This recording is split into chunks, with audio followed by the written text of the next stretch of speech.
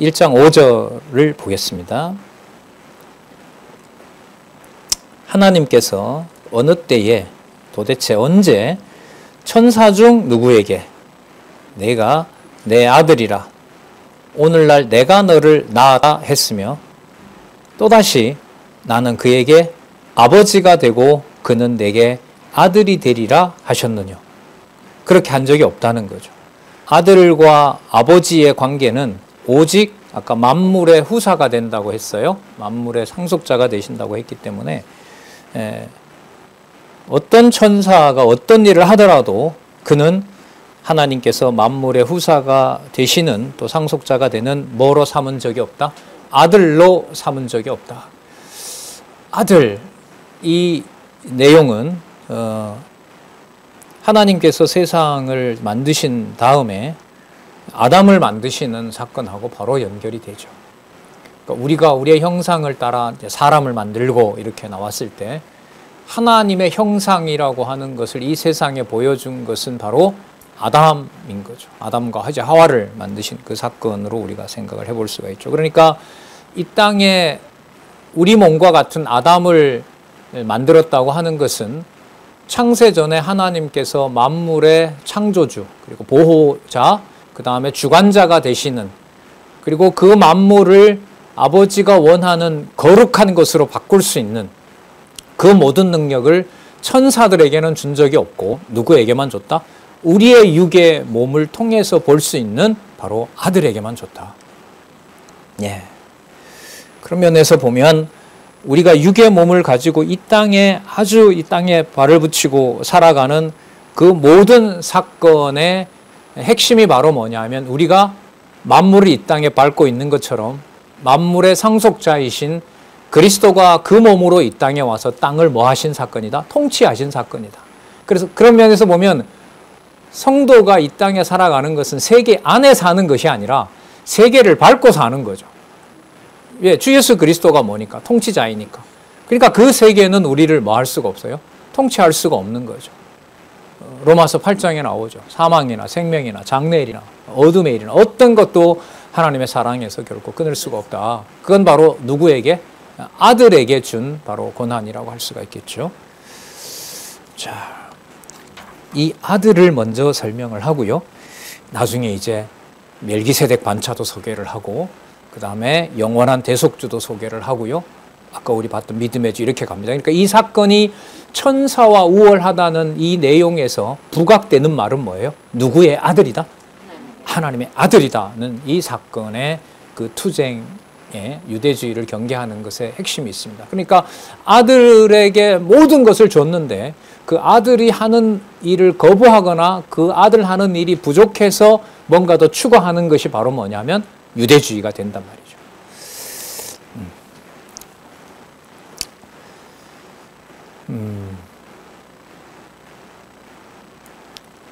볼 때가 많지만 7절 볼까요? 네, 1장 7절.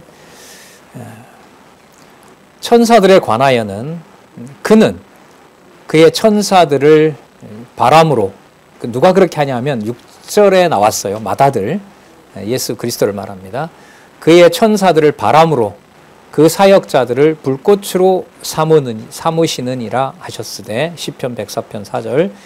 아들에 관하여는 하셨으되 아들에 관하여는 뭐라고 보나 보세요. 아들이 어떤 호칭을 받아요? 시편에 있는 다윗이 뭐라고 부르냐면 하나님이요 이렇게 하나님. 그러니까 누구를? 하나님의 아들을. 하나님이요 주의 보좌가 영영하며 영원한 통치죠. 자, 이게 왕직과 관련이 되는 거죠. 그 다음도 볼까요? 주의 나라의 홀은 어떻다? 공평하다. 예.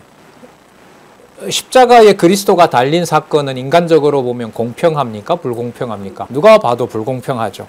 하지만 만물을 주관하는 주의 보좌가 통치자가 바로 그리스도이시기 때문에 그분의 판정에 의하면 그 십자가는 아버지가 정하신 뜻이기도 하고 반드시 자신이 수행해야 될 어떤 일인 거예요? 기쁜 일이 되는 거죠. 그리고 그걸 자신은 불공평하다고 보질 않고 어떻게 받아들이신 거예요? 공평한 홀.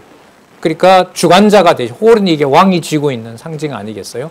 그것으로 이게 올바른 일을 내가 해가고 있다는 사실을 아버지 앞에서 보여준 거죠. 그렇게 부당해 보이는 십자가가. 자, 그 다음에 1장 14절 볼까요? 자, 13절 보겠습니다. 1장 13절.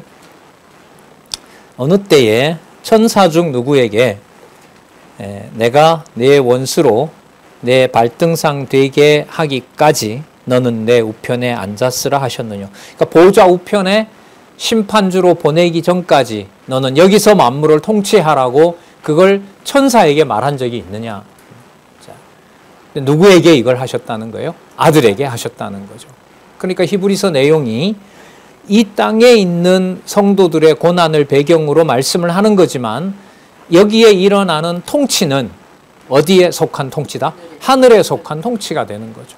그게 여러분 저희들이 유대주의를 그리스도만 따르고 그리스도만 믿음의 주가 된다는 것을 받아들이는 유대주의를 경계하는 우리의 신앙의 바로 실체인 겁니다. 다른 것은 없습니다. 다른 것은 없습니다. 불공평하게 보이는 것이 그리스도께서 통치하시고 당신이 공평하게 주관해 가신다고 믿어지기에 되는 믿음을 주시면 보이지 않는 믿음이죠. 이것은 누구 기준이 아니니까, 우리 기준이 아니니까 어디에 있는 통치를 받는 거예요? 하늘에 있는 통치를 받는 거죠. 그래서 거기에 인내와 거룩함이 동시에 드러나게 되는 겁니다. 그럼 어디까지 얼마만큼 참아야 되느냐? 그럼 이거는 어디까지나 인간적인 접근입니다. 참는 것과 참지 않는 것의 주관자가 누가 되신다는 거예요? 그리스도가 된다는 거죠. 때로는 불의해서 불공평하다고 내지를 수도 있어요. 하지만 그걸 통해서 내 자신이 그리스도를 따를 수 없는 자라는 게 드러나게 되고 다시 그리스도를 찾을 수 있게, 예를 들면 그리스도를 버리고 간 베드로가 다시 돌아왔을 때 그리스도의 몸된 지체가 되는 또 그 일이 되는 거기 때문에 그 일도 과정적으로 칭찬할 일은 아니지만은 그 일을 통해서 공평하신 주의 통치를 깨닫게 되는 과정이 되는 거죠.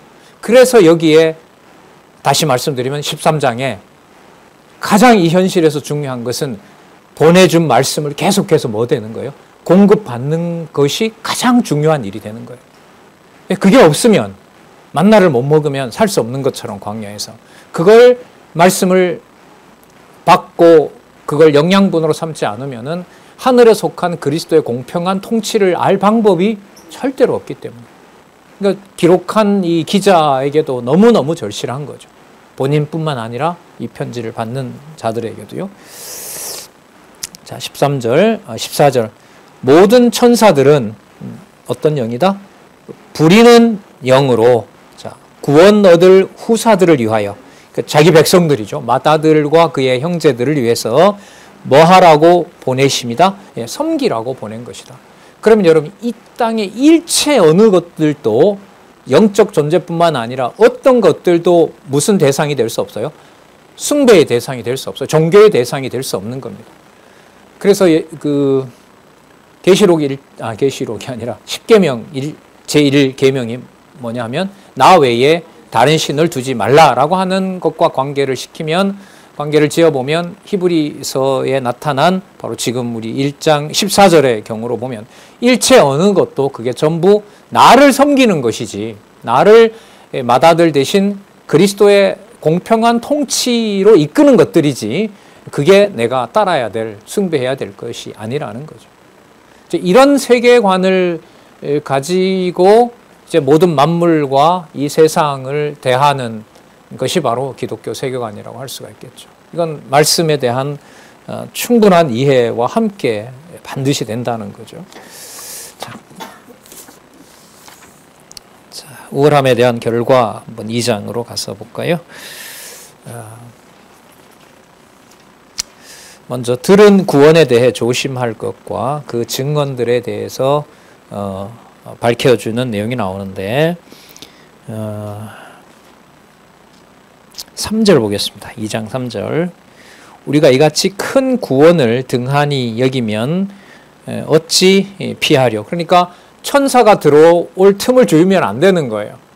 어떤 다른 것에 마음이 뺏긴다는 말은 결국은 피조 만물을 돕는 자로 줬는데 거기에 굴복하는, 그 하나님을 창조주로 여기지 않는 일이 된다는 겁니다. 어찌 피하리요? 이 구원은 처음에 누구로 말씀하신 바요? 주로 이게 아들입니다. 여기서는 아들로 말씀하신 바요. 들은 자들이 우리에게 확증한 바니 제자들을 통해서 말씀이 전가됐습니다. 4절 하나님도 표적과 기사들과 여러 가지 능력과 및 자기 뜻을 따라 누가 나눠주신 성령에 나누어 주신 것으로서 저희와 함께 증거하시니라. 그러니까 하나님께서 증거하셨다는 거죠. 그러니까 성령에 나눠주신 것이라는 말은 물질로 받는 것이 아니라 어떤 영적인 것이든 보이지 않는 세계이든 간에 그 모든 것들 일체가 누가 주관해 가신다? 여기 보면 주의 아들, 주로. 그러니까 하나님의 아들인 주께서 주관해 가시고 그분이 그 모든 것들을 성령을 통해서 우리에게 깨닫게 하신다는 거죠. 성령이 중요한 것은 눈에 보이고 손에 쥐어진 것으로 믿음을 뭐 하니까? 바꿔버리니까. 그게 유대주의니까. 그렇게 할 수 없도록 하시는 분이 바로 누구냐 하면 예수께서 보내신 바로 아버지로부터 보내신 성령께서 나누어 주신 것. 이걸 우리가 뭐라 그래요? 성령이 나누어 주신 은사라 그러죠. 성령께서 각자에게 나눠준 은사. 그러면 그 은사의 핵심은 바로 뭐냐면 내가 가진 재능이 아니에요. 교회에서 어떤 직분을 말하는 게 아니에요. 이건 여기서는. 그럼 각자에게 성령이 나누어 주신 것은 뭐냐면 여기에 있는 어떤 것이라도 공평하게 통치하시는 그리스도, 보이지 않는 영원한 실체를 주관해 가시는 그리스도에게 전적으로 자기 자신을 붙여주신 자들, 그러니까 전적으로 그리스도의 통치만을 의존하는 자들이 바로 은사의 본질인 겁니다. 어떤 사람은 큰 일을 하기 때문에 그리스도에게 많이 붙어 있고 그렇지 않은 사람은 적게 붙어 있고 이게 말이 안 되는 거죠. 그게 사실 따지고 보면 뭐예요? 유대주의인 거죠. 그러니까 가지고 있는 자기가 받은 어떤 것으로 뭐 하는 거니까 바꿔버리는 거니까 보이지 않는 것을. 그게 참 묘하죠. 보이지 않는 실체를 내 것으로 증거하느냐, 보이지 않는 그것을 가지고 내 것으로 바꾸느냐. 주 예수 그리스도가 주신 이 상황이 그리스도가 주신 것입니다. 너무 감사합니다. 감정까지 담아서 너무나 눈물에 뜨거운 감격하는 거예요. 근데 그게 자기에게 뭐가 되니까 인격이 되고 관절과 골수를 찔러 쪼개니까 전인격적으로 감사하는 거잖아요. 그건 누구 몸에 와서 다 이렇게 적용이 되는 거예요. 제 인격에 와서 되는 거잖아요. 그렇게 내 인격이 되는 것과 그것을 내 기분에 취해서 그걸 영원한 것을 내 만족으로 바꾸는 것과 구분을 어떻게 하면 될까요? 안 돼요? 안 돼요? 예. 진짜 성령에 나누어 주시는 은사, 성령께서 깨닫게 하는 은사가 되지 않으면 근데 여러분 그 다음을 보면 약간은 알 수 있어요.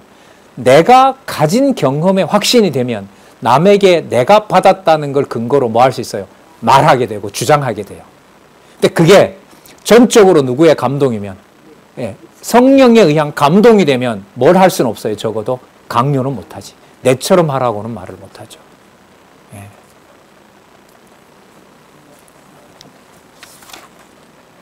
자, 그 다음 우월함의 결과를 한번 보면은요.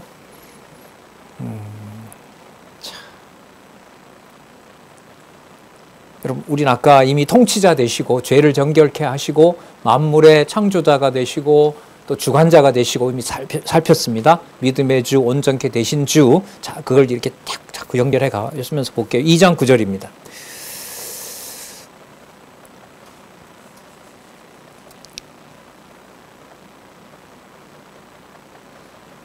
오직 우리가 천사들보다 잠깐 동안 못하게 하심을 입은 자, 곧 죽음의 고난 받으심을 인하여. 자, 이건 현상적인 이야기죠. 그죠? 죽음의 고난에 받으심을. 이건 그런데 아까 12장 2절이 여기에 붙으면 해결이 다 됩니다. 맞죠? 그 기쁨을 인하여. 그렇죠. 즐거움으로 십자가를 지셨다는 말씀이 있었기 때문에 죽음의 고난 받으심을 인하여. 자, 여기에 나오네요. 답이. 뭐와 뭐로? 영광과 존귀로 간시우신 예수를 보니 이를 행하시면 무엇으로 말미암아? 하나님의 은혜로 말미암아. 아까 여러분 누가 나눠 주신다 그랬어요? 성령께서 나눠 주신다고 했죠. 그러면 그리스도의 그 모든 것을 붙잡고 있었던 능력도 누구의 능력일까요? 아버지가 주신 능력이죠. 7장 28절 기억하세요. 혹시? 7장 28절. 자, 찾아보겠습니다. 자, 복습이니까. 이 부분하고 바로 연결이 돼요. 7장 28절. 이제 자, 이걸 아까 하나님의 은혜로 말미암아 주신다고 했고요. 아까 성령에 나눠 주신 것이라고 했습니다. 28절. 율법은 약점을 가진 사람들을 제사장으로 세웠거니와. 그럼 율법은 약점을 가진 사람이라는 말은 율법대로 피를 직접 들고 지성소 들어간 걸 말하는 거예요. 그러니까 믿음을 뭘로 바꾼 거예요? 피로 바꾼 물질로 만든 거예요. 그걸로는 된다, 안 된다? 안 된다는 거죠. 그러니까 아까 그런 말씀을 드린 거예요. 내가 가진 어떤 믿음을 내가 가진 감정의 어떤 것으로 바꾸게 되면 그게 유대주의가 돼요. 그럼 그게 전적으로 아버지가 기뻐하는 화목제물이 되는 것은 다른 방법이 없어요. 물질이지만 아버지가 원하는 물질이 된 경우는 이 땅에 오신 누구밖에 없어요? 맏아들밖에 없어요. 아들밖에 안 계시거든요. 그러니까 그분만 바라봐야 되고, 그럼 그분이 어떻게 바라보게 했느냐? 자기 제자들을 통해서 기록한 말씀이 있는 거죠. 그 말씀을 안내하는 자들을 반드시 쫓아가야만 되고 다른 길은 없다. 이게 13장에 나오는 거란 말이에요. 자, 율법은 약점을 가진 사람들을 제사장으로 세웠거니와 율법 후에 하신 어떤 말씀? 맹세의 말씀. 그럼 이때 맹세는 하나님은 누구에게 맹세해요? 하나님이 누구에게 맹세하면 하나님이 아니신 거죠. 그럼 하나님이 맹세하신다라고 했던 말은 뭐예요? 절대로 반드시 뭐 한다? 이루신다는 것을 말할 때 얘기를 하는 거예요. 6장에 가면 이게 나옵니다. 맹세 얘기가 나오는데요. 맹세의 말씀은 그러니까 하나님이 반드시 하시겠고 하신 일은 그 다음 보시기 바랍니다. 영원히 온전케 되신 아들을 세웠기 때문에 그렇다. 그러면 천사 따라가면 안 되는 거죠. 일체 어떤 만물에도 복종할 수가 없는 겁니다. 자, 은혜로 말미암아 모든 사람을 위하여 모든 종류 유대인이든 이방인이든 모든 사람을 위하여 죽음을 뭐하려 함이라?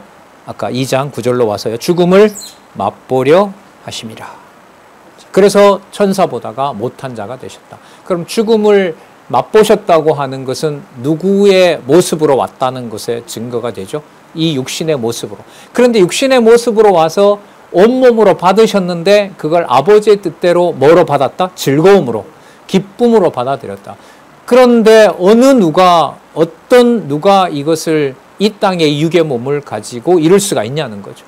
그래서 어떤 것도 따라가서는 안 된다. 그게 바로 예수의 신분상의 오입니다.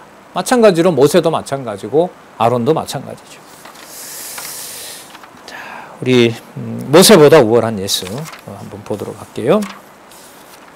우월함에 대한 증거가 나오는데, 자, 3장 1절 보시기 바랍니다. 자, 여러분, 천사보다 우월한 예수가 됐다는 말은 여러분들과 제 신분이 육의 몸을 가지고 있고 그리스도가 믿음의 주가 되신다고 했을 때는 이 땅에 살아가는 몸이지만 그 공평과 거룩함은 전적으로 어디에 이미 확정이 되어 있어요? 하늘에 확정이 되어 있는 거예요. 왜냐하면 영의 세력인 어떤 세상 만물의 영물도 아들인 우리를 뭐 할 수 없어요? 통치할 수가 없어요. 통치할 수가 없어요. 그래서 이렇게 다시 모세를 거론하면서 이 용어를 다시 씁니다. 3장 1절에 한번 보시기 바랍니다. 우리 한번 같이 읽어볼까요? 연결 어치고 너무 좋죠. 3장 1절 한번 같이 읽어볼게요. 시작. 그러므로 함께 하늘의 부르심을 입은 거룩한 형제들아. 이게 1장에서 2장 결론이 맞죠. 이런 고리가 얼마나 재밌습니까? 방학 때 한 5번 이상은 안 볼 수가 없을 것 같습니다. 자, 함께 하늘의 부르심을 입은 거룩한 형제들아. 자, 여러분, 이게 이 땅의 육신을 벗어던지고 어디 뭐 환상이 되고 이런 게 아니에요. 아니에요. 하늘의 부르심을 입은 거룩한 형제들아. 계속 볼게요. 우리의 믿는 도리의 사도이며, 믿는 도리? 진리. 우리의 신앙의 사도. 자, 사도이며 누구이신? 대제사장이신 예수를 깊이 생각하라. 그 답은 12장 2절. 왜? 그분이 믿음의 주고 온전케 하신 바로 그 예수이고, 그분이 모든 즐거움으로 십자가 앞에서 아버지의 기쁘신 뜻대로 모든 걸 받아들이신 거기 때문에. 자, 여러분, 그래서 3장 1절이요. 앞부분에 연결고리도 되는데, 아까 얘기했던 12장 2절하고도 맞물려 있어요. 메모해 두시면 돼요. 12장 2절. 자, 그리고 우리 지체들에 대해서는, 하나님의 백성에 대해서는 함께 하늘의 부르심을 입은 거룩한 형제. 여기에 이미 답이 나와 있어요. 천사도 못 건드는데. 천사는 다 부리는 것들인데. 자, 그러면 이 믿는 도리의 사도이며, 그럼 사도는 예수님 제자만 사도라고 하는 게 아니고요. 여기서는 아버지가 보낸 뜻을 누구보다가도 어느 누구도 할 수 없는, 순종할 수 없는 아버지의 뜻을 그대로 따랐다는 의미에서 바로 사도라고 얘기를 하는 거예요. 사도라는 말이 보내심을 받은 자죠.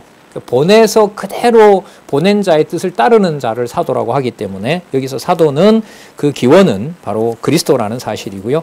자, 더더욱 거기에 거룩한 형제라고 했기 때문에 대제사장을 누구로 소개를 해요? 예수님. 그죠? 대제사장인 진리 믿는 도리의 사도이며 대제사장이신 예수. 자, 그다음 이후에 나오는 모든 제사 얘기는 누구 얘기에 종속이 된다? 대제사장이신 예수에 다 종속이 된다. 자, 그렇게 보시기 바랍니다. 그럼 모세는 5절에 보시면 모세는 장래에 말할 것을 증거하기 위하여 하나님의 온 집에서, 우리 여기에 들어가는 거예요. 아까 3장 1절에 불렀잖아요. 함께 하늘의 부르심을 입은 거룩한 형제니까 그 집이 하나님의 집이니까요. 그 하나님의 온 집에 무엇으로 충성하였고? 사환으로 충성했어요. 모세를 여러분 사환으로 바꿨을 때 유대인들이 이걸 가만둘까요? 안 되죠. 절대로 안 되는 거예요. 그러니까 이게 어디에 있는 논리가 아니에요. 어디에서 이렇게 이해되는 게 아니에요. 땅에서 내가 모세를 이해하는 머리는 아닌 거예요. 머리가 아닌 거예요. 그럼 저 유대주의는 결국은 이 세상에 있는 어떤 권위도 그리스도 외에는 어떤 권위를 인정하지 않는 거죠. 그게 유대주의라고 할 수 있습니다. 자, 볼게요. 사환으로 어떤 의미에서요? 하늘에 속한 거룩한 형제들의 주가 되시는 믿음의 주를 소개하는 일을 맡았던 거지, 그 모세가 주관자가 된 건 아니란 말이죠. 다르게 말하면 11장 12장을 좀 쓰면은 오히려 그 모세가 통치하고 모세가 만들도록 한 그 집은 이미 그리스도가 모세로 하여금 그렇게 짓도록 주관했다. 하늘에 있는 그 설계도를 모세에게 내가 땅에 갈 건데 내가 갈 준비를 더 이렇게 하라고 그렇게 알려준 것에 불과하다. 사환 종이었다는 거죠. 자, 6절 바로 답이 나옵니다. 사환으로 충성하였고 그리스도는 그의 집, 하나님의 집입니다. 하나님의 집 맡은 아들로 충성하였으니 우리가 소망의 담대함과 자랑을 끝까지 견고히 잡으면, 자, 곧 우리가 누구의 집이라? 하나님의 집이라. 하나님의 집. 자, 그러면 아까 천사보다 우월하고 그 다음에 이 땅에 있는 어떤 모든 것도 하나님의 집으로서 그리스도가 뭐가 되신다? 통치자 되신다. 그리고 우리를 바로 거룩한 형제들로 대제사장 삼으셨다. 그럼 앞으로 뭐 아론이 나온다 하더라도 이미 여기서 문제가 다 해결이 된 거죠. 자, 그래서 이 모세를 사환이라고 얘기하는, 모세를 종이라고 말하는 이 말을 거역하면 도저히 씻을 방법이 없다. 이게 결론이 되는 거예요. 저기 모세보다 우월한 예수에는. 그러니까 모세는 뭐다? 종이다. 이걸 여러분 어느 유대인이 이걸 쉽게 받아들일 수가 있겠습니까? 마찬가지죠.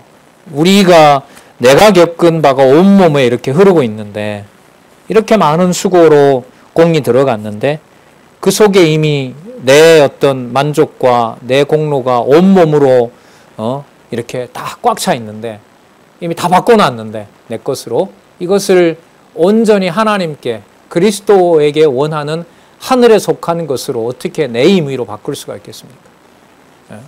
도와주지 않으면 그냥 내가 겪은 것이 다 내 것으로 끝나는 거죠.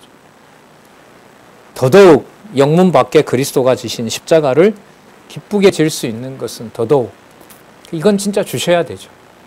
주셔야 됩니다. 참 희한한 나라에 우리가 정세, 자주 말씀드리지만은 이렇게 안락하게 이 엄동설 안에 이 좋은 여건에서 이렇게 말씀을 이렇게 깊이 이렇게 만끽하고 있는 곳과 세계에서 유례 없는 가장 많은 사람이 굶어 죽고 있는 나라, 바로 북한이, 바로 지체들이 그것도 바로 이웃에 있는 나라인 거죠. 참, 왜 그렇게까지 하셔야 되는지. 참. 자, 3장 6절에서부터 19절 모세를 쫓아 나온 모든 자가 안식에 못 들어갔다. 그러니까 모세는 사환이었으니까 종놈을 따라가면 천국에 갈 수가 없는 거죠. 그래서 모세를 따라가면 안 된다. 그는 누구다? 사환이다. 그는 종이다. 앞으로 이제 유대인들이 이 명제를 이제 어떻게 받아들일까요? 진짜. 자, 우월함에 대한 결과 4장 1절에서부터 13절에 가서 보면은요.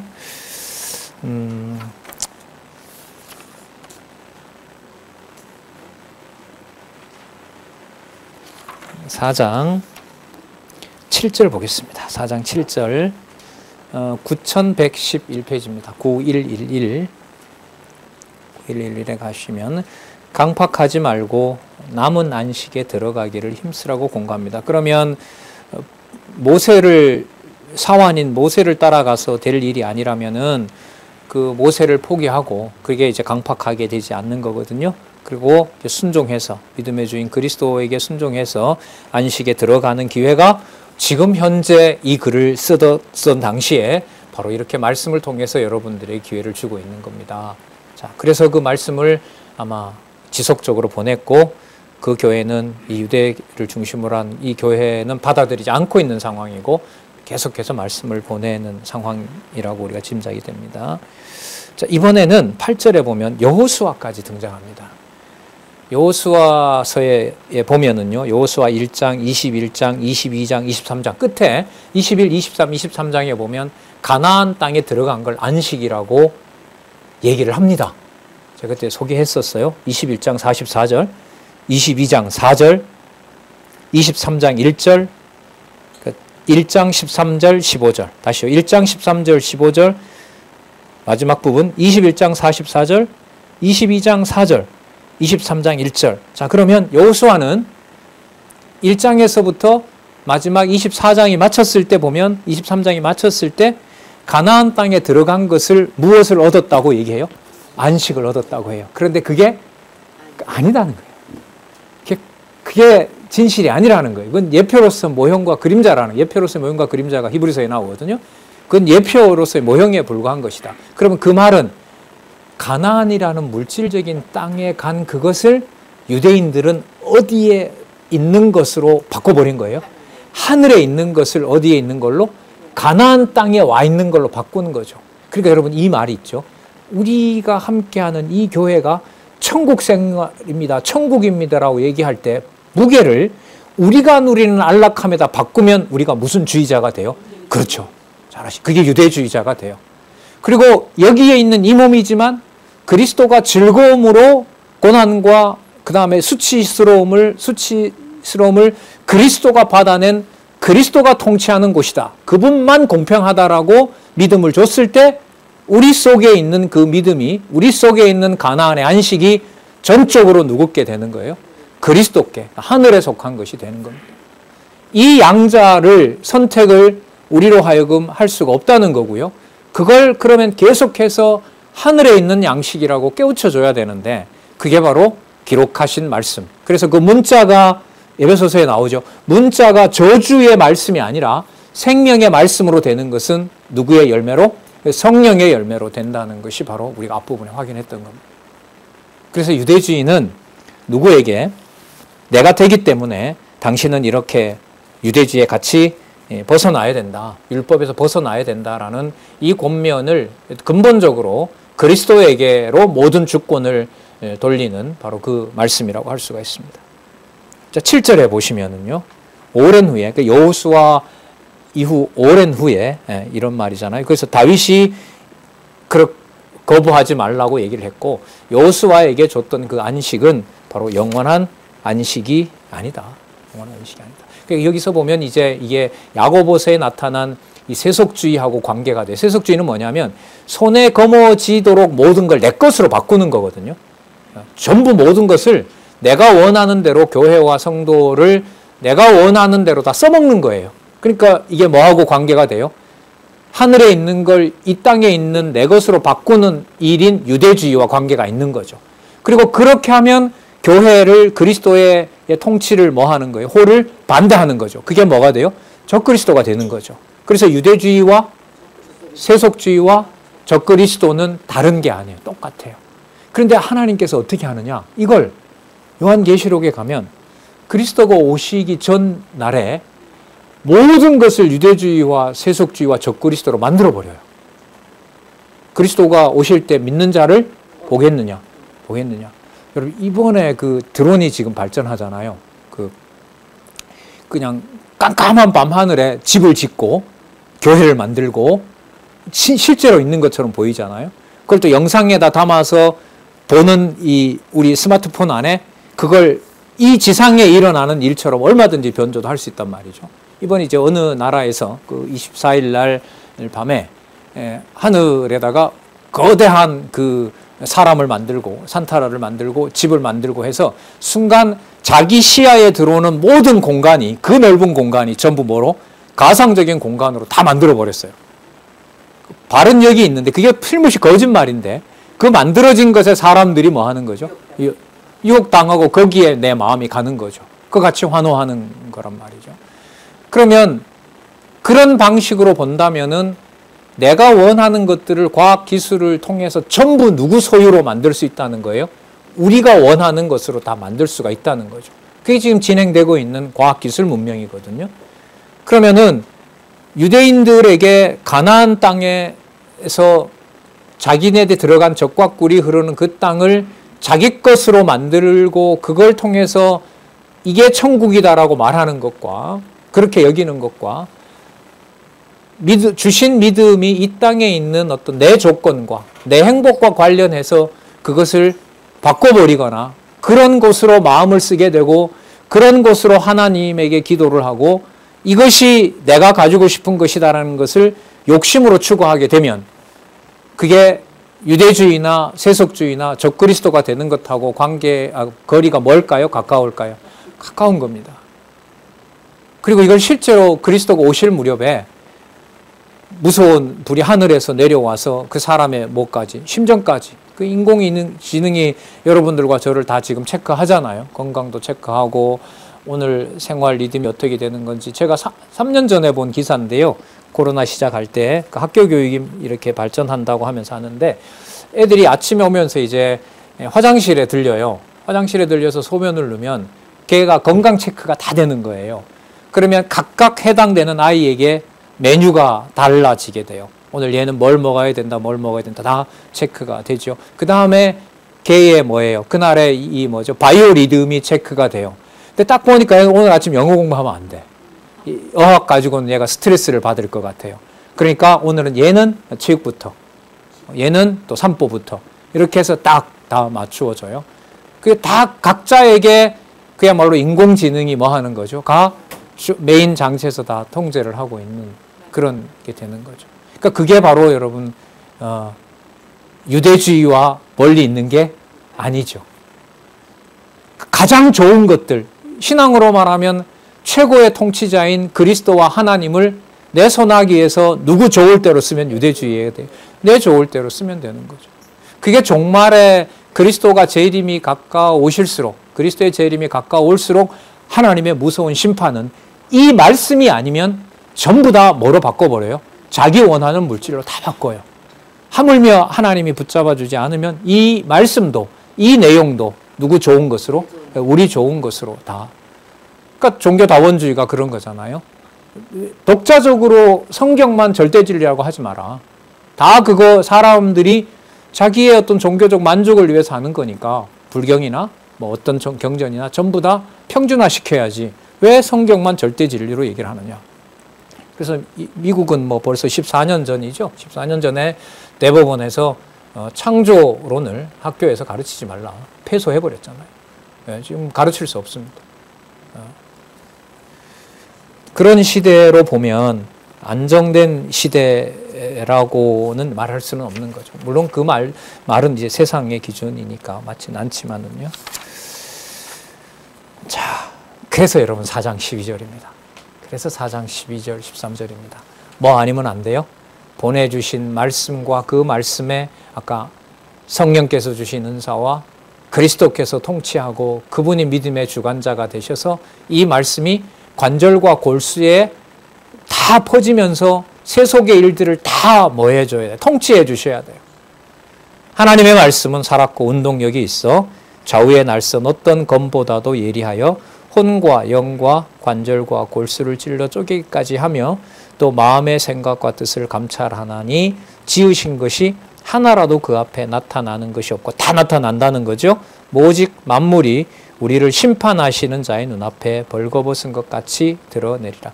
그러면 이 땅에 드러나는 모든 불의라고 하는 것은 그 자체로 드러나는 것이 아니라 무엇이 심판한 것이다? 하나님의 말씀이 심판한 겁니다. 그리고 아까 우리가 살펴봤지만 이 하나님의 말씀을 하나님의 은사로 성령께서 주시는 은사로 받는 자는 그 자기 손에 있는 물질이라고 하더라도 그 물질을 믿음의 주가 되신 그리스도가 통치함으로써 어디에 있다는 증거가 된다? 하늘에 있다는 증거가 된다. 손에 있는 금은보 하나 등에 표시가 된 채찍질이나 똑같이 그게 아까 12장 2절에 누구를 소개했죠? 믿음의 주를 소개했었죠. 아까 3장 1절에 믿는 도리의 사도인 예수를 말씀을 하신 겁니다. 그래서 4장 14절에서부터 16절 아론보다 우월한 이 예수를 이제 소개를 하는데요. 자, 이때 아론은 모세가 이 지상에 있어서 통치하고 가르치고 안내해주고 율법을 준 거 그 일체 모든 것들이 어떤 물질로 바꿔버릴 수가 없는 오히려 모세는 그걸 전달해주는 무엇으로? 상환으로. 그래서 실체는 누구인 걸로? 그리스도로 얘기를 했다면 자, 대제사장을 소개하는 이유는 뭐냐면 대제사장 아론을 소개하는 이유는 그 그리스도가 그럼 이 땅에 와서 그냥 참고 견디고 여기서 그냥 피 흘리고 끝났느냐? 그게 아니라는 거죠. 그때 그리스도가 흘린 그 피가 물질로 보면 그게 동일한 우리 피 같지만 그 피가 어디에 있는 지성소로 간 것이다? 하늘에 있는 지성소로 간 것이다. 그러니까 여러분 이런 거죠. 우리가 가진 어떤 것을 내가 원하는 욕심을 충족시키는 수단이 되느냐? 하늘에 계신 아버지가 원하는 그리스도가 가신 지성소에 만족스러운 하나님께 드리는 제물이 됐느냐? 이건 여러분 질적으로 보면 엄청난 차이잖아요. 그러나 순간 일어나는 일로 보면 내 것으로 그냥 전락해버리느냐? 세속적인 것으로. 그 주신 믿음이 그리스도 안에 있는 거라면 그리스도의 피가 뭐의 증거인 것처럼 하늘에 있는 지성소에 있는 증거인 것처럼 여러분들과 저에게 주신 피와 땀이 어디에 속한 증거가 되는 거예요? 하늘에 속한 증거가 되는 거죠. 그러나 방법은 하나밖에 없어요. 아까 믿음에 믿는 도리, 믿음의 주이신 누구? 그리스도밖에 안 계신 거죠. 그걸 아론이 할 수 있느냐 이거예요. 할 수가 없다는 거예요. 그게 여러분 아론보다 우월하신 분이라는 겁니다. 자, 그게 14절에 일단 이렇게 나옵니다. 4장 14절에 그러므로 우리에게 자 조금 전에 드렸던 말씀이에요. 우리에게라는 말은 육의 몸을 가지고 이 땅에 살아 있고 자기에게 준 은사가 손에 있고 온몸에 있어요. 서로들 나누고 있어요. 그걸 그대로 기뻐한다면은 누구랑 똑같아요? 유대인들이랑 똑같죠. 율법 가지고 자기 좋아한 거랑 무슨 차이가 있냐는 거예요. 그럼 이걸 하늘의 아버지께 전달해 주는 자가 있어야 되잖아요. 근데 모세는 된다? 안 된다. 아론이 하겠냐? 못한다. 다 죽었다. 다 죽고 계속해서 죽으니까 또 하고 또 그건 불완전하다는 얘기다. 그럼 누구밖에 없느냐? 그 다음에 나오죠. 그러므로 우리에게 누가 있다? 큰 대제사장이 있으니 여기서는 안 돼요. 어디 가셔야 돼요? 하늘로 가셔야 돼요. 승천하신 자가 돼요. 그래서 누구의 아들이어야 돼요? 아론의 아들이는 안 돼요. 아론의 아들로는 안 돼요. 하나님의 아들, 지성소에 갈 수 있는 자, 승천할 수 있는 자 바로 예수밖에 없다. 그래서 다시 반복합니다. 아까 3장 1절에 나왔던 걸 다시 반복해요. 아론을 소개하면서. 그러니까 이게 전제가 돼요. 그러니까 유대주의에 대한 경계가 나오면서 아까 12장 2절 전체가 요절이었다 그랬죠? 그게 아까 그 천사와 비교할 수 없다고 했기 때문에 천사는 종이다라고 얘기를 했었어요. 자, 그리고 3장 1절에 누구보다 우월하다? 모세보다 우월하다 그랬어요. 왜? 그분이 누구니까? 믿는 도리의 그분이 사도다라고 얘기했어요. 자, 대제사장 아론을 소개해요. 아론 가지고도 안 된다는 거예요. 왜냐하면 우리의 큰 대제사장으로서 승천하시는 분은 레위의 아들이 아니라 누구의 아들이기 때문에? 하나님의 아들 예수이기 때문에 그렇다. 그래서 4장 14절은요.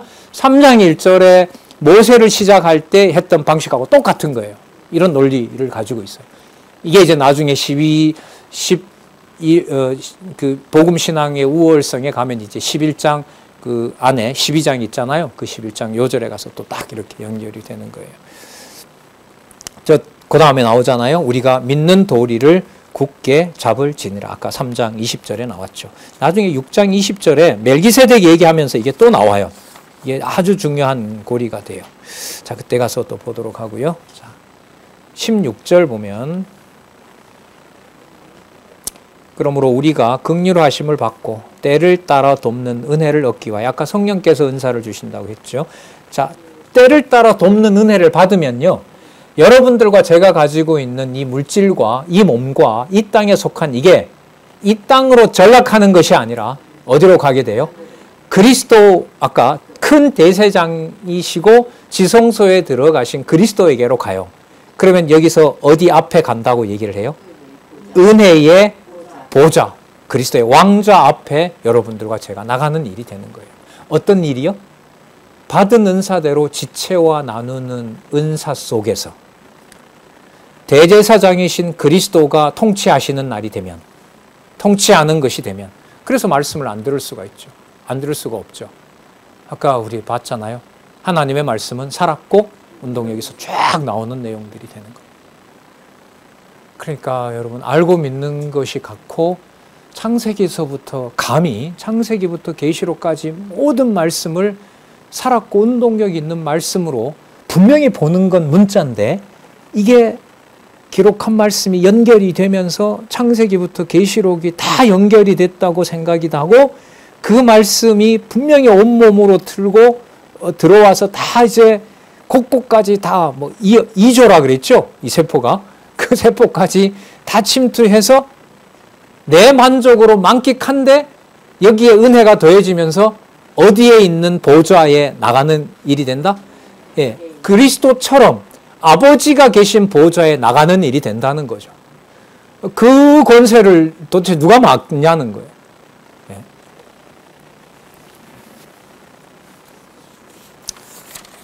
자, 5장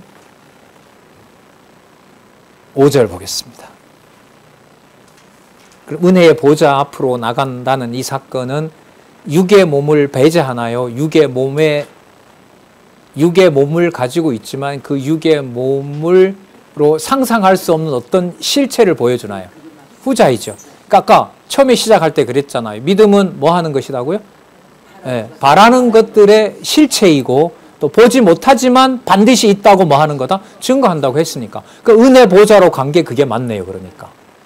보이는 것으로 얘기하지 않고 보이지 않는 것으로 얘기하는데 그게 뭐라고? 실체로 얘기하는 거하고 똑같죠.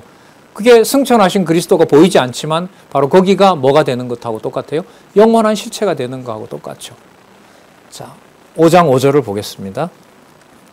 또한 이와 같이 그리스도께서 하나님의 지성소에 들어가신 누가 되셨어요? 대제사장이 되심도 스스로 영광을 취하심이 아니요 오직 말씀하신 이가 저더러 이르시되 너는 내 아들이니 오늘날 내가 너를 낳았다 하셨고. 자, 아까 나왔었죠? 아까 2장에 나왔던 말씀이 또 나옵니다. 내가 너를 낳았다 하셨고 또 이와 같이 다른데 말씀하시되. 자, 여기서 다르게 얘기합니다. 여러분 이때 낳았다는 것은 이 땅에 오셨다가 승천하셔서 아버지 우편에 앉아 계신 바로 육의 몸을 입고 오신 그리스도도 포함하고요. 근데 그의 본질을 그 다음에 얘기를 합니다. 그럼 이가 하나님이 나왔을 때 이 땅에 온 절차가 어떻게 됐느냐? 어떤 과정을 통해서 온 것이냐? 그럼 여기에서는 아브라함과 다윗의 자손으로 왔다고 하는 것도 뭐가 돼요? 예표가 되죠. 그죠? 그거 다 그림자가 되는 거예요. 그러니까 아까 모세를 뭘로 바꿔버렸고? 사원으로 바꿔버렸고. 그 다음에 대제사장 아론의 제사는 완전히 불완전하다고 바꿔놓았고. 자, 그 다음에 그러면 도대체 이 땅에 왔을 때 아브라함과 다윗의 자손으로 안 왔다면 도대체 누가 온 건데? 그럼 이럴 때 누가 온 건데 누가 낳은 건데라고 하는 말은 아브라함과 이삭이 아니니까 낳는 계보를 어떻게 해요? 따로 만들어야 돼요. 그 계보가 따로 있다는 거예요. 그럼 이럴 때 육의 몸을 배제할까요? 그러니까 아브라함과 다윗의 자손으로 온 걸 배제하는 게 아니에요. 아브라함과 다윗의 자손도 모형이 되는 것이고 하늘에 속한 영원한 실체가 뭔지를 또 다른 계보를 확인해 주는 거예요. 질적으로 다른 계보를 확인해 줘요. 그러니까 여러분 이 내용을 2000년 동안 아브라함 다윗의 자손으로 알고 있는 이스라엘 유대인들이 받아들일 수가 절대로 없어요. 우리는 몰라서라도 그런가 보다 할 수 있겠죠. 우리는 유대의 전통을 잘 모른다고 했을 때 이방인들로서는. 하지만 유대인들이야말로 이 말씀을 이 전해주는 말씀을 수용하지 않으면 도저히 방법이 없어요. 진짜 은혜로 유대인은 하나님 백성 되는 게 맞다는 생각을 또 하게 돼요. 자, 어떤 계보인가 볼까요? 자, 내 아들이니 오늘날 내가 너를 낳았다 하셨고 6절에 또한 이와 같이 다른데 말씀하시되 다윗을 통해서 말씀하셨죠. 시편 110편에 그리고 이미 아브라함에게 얘기하셨던 말씀하시되 내가 영원히 그 영원히는 시간과 공간을 초월하는 거예요. 과거에 일시로 한 번 있었던 게 아니에요. 창세전에도 있었고 그러니까 예전에도 있었고 지금도 있고 또 장차 올 이게 바로 영원입니다. 영원히 멜기세덱의 반차를 좇는 제사장이라 하셨으니 그러니까 레위의 반차를 좇는 것이 아니라 레위의 계열을 좇는 것이 아니라 멜기세덱의 반차를 좇는다고 얘기를 했습니다. 멜기세덱의 반차를 쫓아 다른 데로 가신 게 아니죠. 어디에 왔어요? 여기에 오셨어요. 그러니까 육의 몸으로 왔는데 히브리서는 그걸 누구의 계열을 통해서 왔다? 멜기세덱의 계열로 왔다. 그럼 이제 궁금해지죠. 멜기세덱이 누구인데? 멜기세덱 그 아브라함에게 나타났던 자고 나타났던 분이고 그 다음에 다윗에게 나타났던 분이다. 자, 그러면 먼저 뭘 소개하냐면 이 멜기세덱의 반차를 타고 왔다면 아브라함과 다윗의 자손으로는 육의 몸이 아니냐? 그건 아니다. 육의 몸으로 왔다. 그런데 그가 육의 몸으로 와서 하늘의 아버지가 원하는 제사를 드리는 방식이 너희들이 유대인들이 그 당시에 예루살렘에 가지고 가는 제물과 같은 방식으로 한 게 아니다. 그러면 그가 예를 들면 대제사장으로 왔다면은 왜 그는 왜 예루살렘 성전에 안 들어갔느냐 이 반론이 나올 거 아니에요. 근데 그가 레위 계열이 아니기 때문에 어디 들어갈 필요가 없다. 예루살렘 성전에 들어갈 필요가 없다. 그러면은 이 땅에 와서 제사 지낸 게 뭐냐? 어떻게 지냈기에 그는 하늘에 있는 아버지를 기뻐했느냐? 그러면 그 피의 제사는 뭐냐? 유대인들에게 제사에서 피는 너무 중요하잖아요. 그 피 흘린 건 또 어디에 있느냐, 그가. 그는 십자가에 그냥 저주받아서 죽은 것으로 끝나지 않았느냐. 자, 멜기세덱을 그래서 소개하기 전에 요 얘기를 먼저 하는 거예요. 따라서 요 얘기는 가장 구체적으로 오늘 자주 말씀드리지만 온몸의 가장 구체적인 물질이라고 하지만 그것이 어디에 속한 게 아니다? 땅에 속한 게 아니다. 땅에 속한 게 아니다. 자, 그러면 가장 구체적으로 그리스도가 지성소에 가신 사건이 무엇인지 이 땅에 일어난 일을 살펴보겠습니다. 7절부터 10절까지입니다. 그는 육체로 계실 때예요. 이거 부정하면 뭐가 돼요? 뭐라 그래? 육체로 오신 거 부정하면 적그리스도 온 거죠. 여기서부터 나오죠. 이건 꼭 인정해야 돼요. 그러니까 우리가 겪는 수고와 봉사를 무시하면 안 돼요. 하지만 그걸 전부 다 우리가 원하는 것으로 거머쥐거나 돌려놓을 수는 없어요. 그게 또한 우리 마음대로 안 돼요. 왜요? 주가 누구이기 때문에. 믿음의 주가 지성소로 가신 그리스도이기 때문에. 그는 육체에 계실 때에 자기를 죽음에서 능히 구원하실 이에게 자, 볼게요. 심한 통곡과 눈물로 간구와 소원을 올렸고 자, 볼게요. 아쉬워서 한 게 아니에요. 심한 통곡과 눈물의 간구와 소원은 자, 누구를 경외하심으로 비롯한다? 그의 경외하심. 하나님을 경외하시는 것으로 인하여 하나님의 말씀을 뭐 했다? 들으심을 얻었기 때문이다. 그럼 당신의 기도를 응답받는 거죠. 뭘 통해서? 심한 통곡과 눈물로 간구와 소원을 하나님께 드리면서. 그럼 그 소원의 과정 속에 여러분 눈물이라고 하는 것이 우리가 이 땅에서 감정을 가지고 흘리는 눈물하고 바깥에서 봤을 때 구분될까요? 안 될까요? 안 되죠. 그리스도 눈물이 우리 눈물하고 달라요? 다를까요? 아니 바깥에서 봤을 때 삭개오에 흘린 눈물이 그리스도 눈에선 금물이 흘렀어요? 아니잖아요. 인간의 눈물이 흘렸죠. 자, 이 철저히 육에 속한 육체로 있는 이 그리스도의 눈물과 간구와 그리고 그 몸의 고통스러운 모든 것이 그 마태 마가에 보면 나오잖아요. 내가 죽게 되었노라. 죽게 되었노라 그러잖아요. 자, 8절 보겠습니다. 그가 아들이시라도 하나님의 아들이시지만 받으신 무엇으로? 고난으로 뭘 배웠어요? 순종함. 그럼 아까 보세요. 경외함 배웠다 그랬죠. 경외함으로 받았다 그랬고요. 지금은 순종함으로 배웠다고 했겠죠. 배워서 온전하게 되셨은즉 자기를 순종하는 모든 자에게, 그러니까 자기 백성들입니다. 여러분들과 저예요. 자기에게 순종하는 모든 자에게 뭐가 되셨다? 영원한 구원의 근원이 되셨다. 따라서 대제사장의 지파를 따라서 올 필요가 없는 분이다. 이분은 멜기세덱의 반차를 쫓는 제사장 역할 중에 제사장 일을 어떻게 하셨는지 먼저 알려줍니다. 자, 10절. 그래서 하나님께, 자, 그러니까 그리스도가 경외하고 그리스도가 순종케 한 그 하나님에게는 그리스도가 이 육의 몸으로 심한 통곡과 눈물의 간구와 소원을 올리도록 한 것이 레위 지파가 거들고 레위 지파 대제사장이 와서 돕는 그런 제사가 아니라는 거예요. 그러면 여러분, 우리 육의 몸으로 이 땅에 살아가는 것이 질적으로 다른 거잖아요. 누구의 법을 따르는 건 아니에요, 우리가? 레위의 율법을 따르는 건 아니란 말이죠. 그러나 우리가 육체로 이 땅에 있잖아요. 통곡도 하고 눈물도 흘리잖아요. 주의 몸된 교회를 위해서. 자, 그럼 그건 뭐냐? 10절에 누가 준비해 놓은 거냐 보세요. 하나님께, 자, 멜기세덱의 반차를 쫓는 무엇이라? 대제사장이라 칭하심을 받았느니라. 이 멜기세덱에 대해서 자, 이제 여러분 6장에 가면 설명을 하죠.